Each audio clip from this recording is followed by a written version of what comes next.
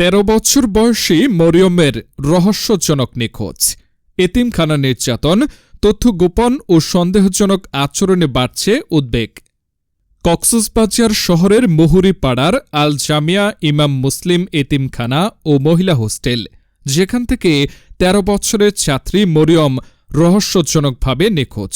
আর এই নিখোঁজের আগে ঘটে গেছে আরও ভয়াবহ ঘটনা: শারীরিক নির্যাতন, মায়ের প্রবেশে বাধা আর তথ্য গোপন। ঘটনার শুরু গত মঙ্গলবার সকাল 10টায়। পরপর দুটি ফোন, কিন্তু দুটি ফোনে দুটি ভিন্ন গল্প। প্রথমে এক অজ্ঞাত ব্যক্তি বলে মরিয়ম হোস্টেল থেকে পালিয়েছে।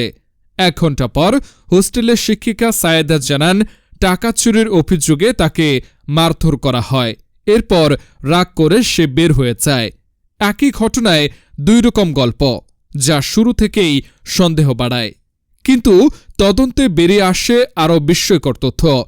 যে বাসা থেকে টাকা চুরি হয়েছে বলা হয়েছিল, সেই গৃহবধূ জানান কোনো টাকা চুরি হয়নি, বরং আমি তাকে 100 টাকা দিয়েছি।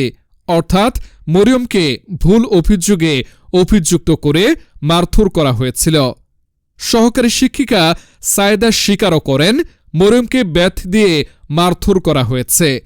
আরও প্রশ্ন ওঠে, যখন নিখোঁজ সন্তানের রুম দেখতে বারবার চাইলে মরিয়মের মাকে প্রবেশই করতে দেওয়া হয়নি।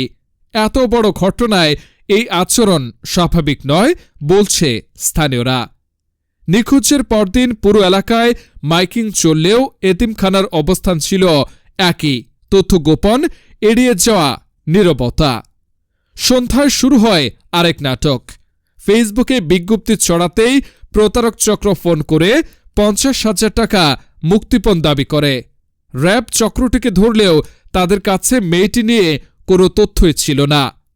এতিমখানার সহকারী পরিচালক সাউদ নিজামী এবং প্রধান মাওলানা দুজনে সাংবাদিকদের কাছে স্পষ্ট তথ্য দিতে অস্বীকৃতি জানান। কারো ফোন রিসিভ করেননি। পরিবারের অভিযোগ, জিডি নেওয়া হলেও মামলা নিতে গড়িমসি, তদন্তেও কোনো অগ্রগতি নেই। তদন্তকারীদের সামনে এখন 3টি সম্ভাবনা: নির্যাতন ও অপমানের ভয়ে মরিয়ম পালিয়ে যেতে পারে, কারো সহায়তায় তাকে সরিয়ে দেওয়া হয়েছে, এবং প্রতিষ্ঠানের ভেতর কিছু লুকানো হচ্ছে। এই 3টির প্রত্যেকটি এখন সমান সন্দেহজনক। মরিয়মের মা রিনা আক্তারের আর্তনাদ: আমার মেয়েকে কেন মারধর করলো? কেন আমাকে ঢুকতে দিল না? আমার মেয়ে কোথায়? এটি শুধু একজন মায়ের প্রশ্ন নয়, এটি পুরো সমাজের ব্যর্থতার প্রতিচ্ছবি। 13 বছর বয়সী মরিয়মকে দ্রুত খুঁজে বের করা, এতিমখানার ভেতরের ঘটনা উদ্ঘাটন এবং কঠোর তদন্ত এই মুহূর্তে সময়ের দাবি।